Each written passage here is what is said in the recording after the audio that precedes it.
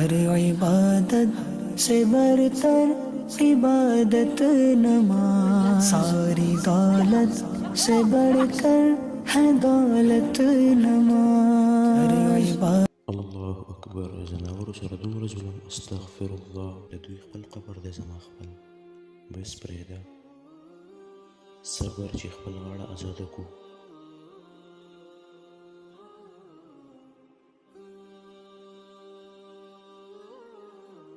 تاسو ته پته دی چې پیغمبر سلام حدیث مبارک دی چې تاسو په ځمکه ول باندې رحم کوئ، تاسو به اسمان طرف نه رحم کیږي.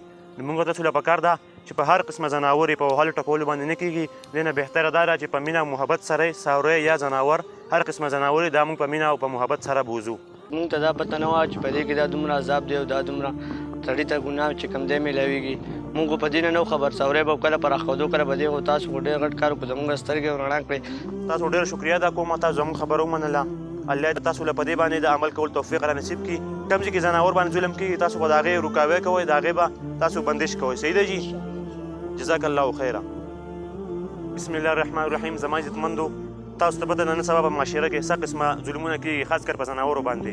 موږ له پکار دي هر قسمه ځناور وي، که هغه بیزه وي یا ګډه وي یا غټ ځناور وي، موږ له پکار ده چې هغې سره په مینه او محبت سره هغې سره پیش کېږو. نن سبا داسې خلک دي چې په چا پسې لښتې راغستې وي چې څوک د لکۍ نه راکاږي. موږ له پکار دي چې د ځناورو سره مینه او محبت ساتو.